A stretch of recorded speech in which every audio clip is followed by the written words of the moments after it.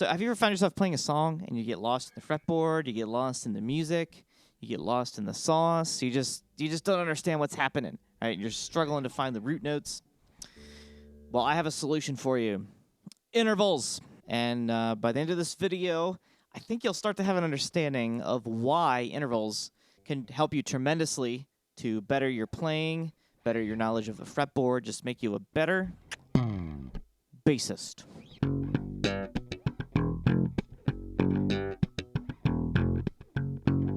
So the most basic interval is a half step, aka minor second. On a bass, all that is just one fret to the next.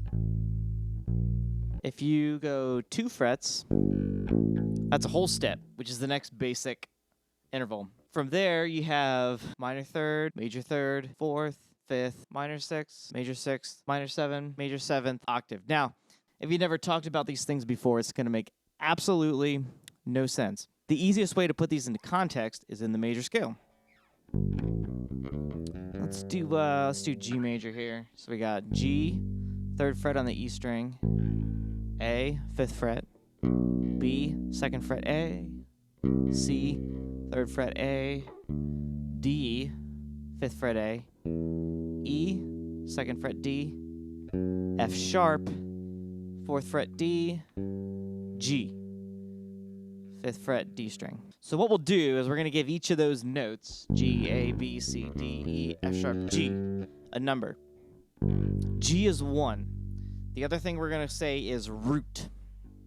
Whenever you hear the word root note or root chord, it's the 1. It's the key, whatever key you're in, essentially. If we go to the next note in the scale, which was A, that's 2. That's a major second is the name of that interval. But root, second. The next one is root up to the B, that's the 3rd. Root 3rd. And then root 4th. Root 5th. Root 6th. Root 7th. Root octave. I did create a worksheet, a little PDF that basically it's a diagram of the major scale intervals. If you're interested in having a copy of that for yourself, head on over to my website, MaxHBass.com, and you can find the diagram. If you're finding this information helpful at all, please be sure to like, comment, and subscribe, because you can find more useful videos from me, and then also other people can find them. Other people will see them. And, yeah, it'll just be good. There are 3 things that you can do with intervals to drastically improve your playing. Number 1 is just understanding how chords are made from intervals, which is a bit of a learning curve. There's a lot to unpack there. The basic of it is major thirds and minor thirds. So in our major scale, we had root, major third. In this case, G to B, 3rd fret E, 2nd fret A, right? That's our major third.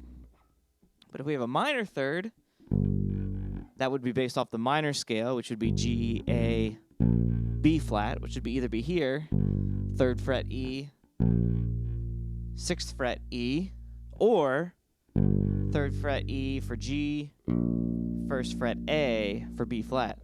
G, B flat, G, B flat. There's the 2 ways to get to a minor third.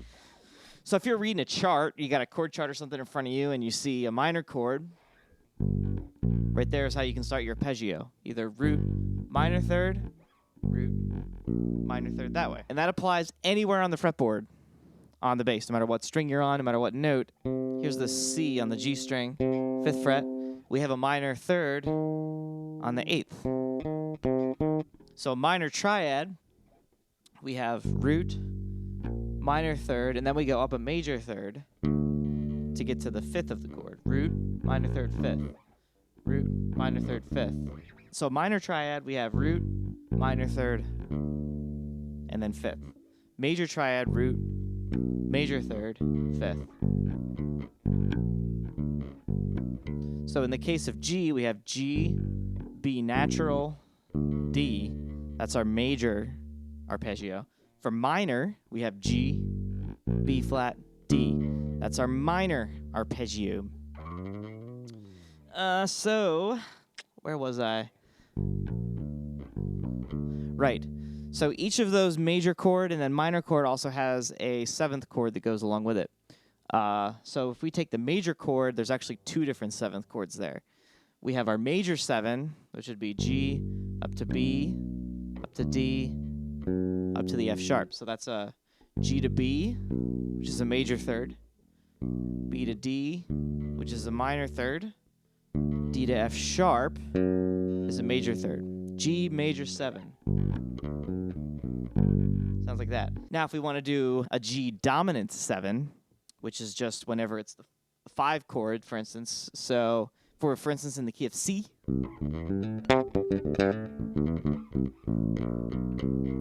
our G is going to be our 5 chord, or our dominant chord. In that case, we have G, major third up to B, minor third up to D, but instead of going to the F sharp, we don't have an F sharp in C. So we're going to go to the F natural, minor third. That gives us that dominant 7th arpeggio, dominant 7th sound.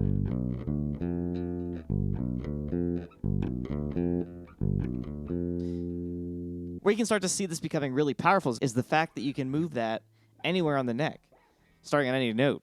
So, for instance, I'll come up to the A string on a E here.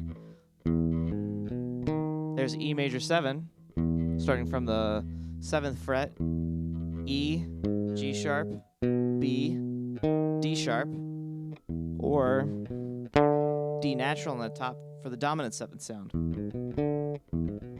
For our minor 7 chord, we have a minor third, major third. Remember, minor arpeggio, our minor triad was a G, up a minor third to B flat, up a major third to D, but then we're going to go up a minor third to F natural. That gives us our minor 7. You can also do a minor major 7.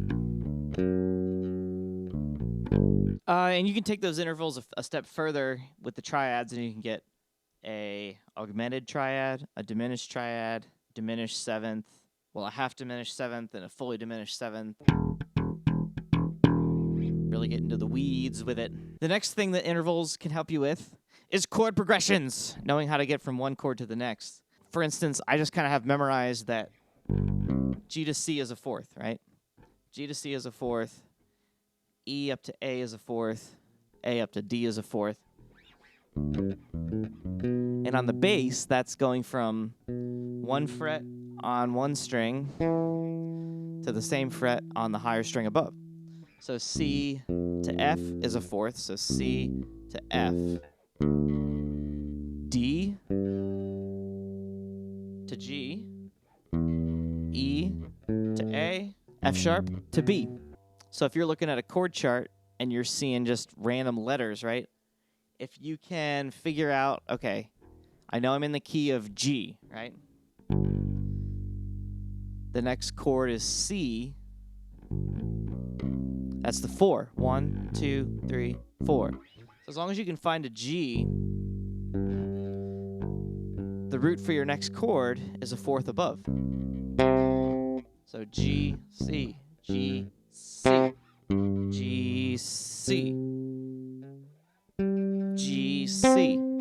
The next thing that intervals are really helpful for is transposing. Transposing. If you're looking at a song and it's in the key of G, we'll just stick with G, and you want to play it in a different key, maybe you want to take it up. Say we have a 1, 6, 2, 5. In the key of G, that is G, E, A, D, G, E, A, D. 1, 6, 2, 5. In the key of C, we have our 1 chord is C, 6 chord is A, 2 chord is D, 5 chord is G. C, A, D.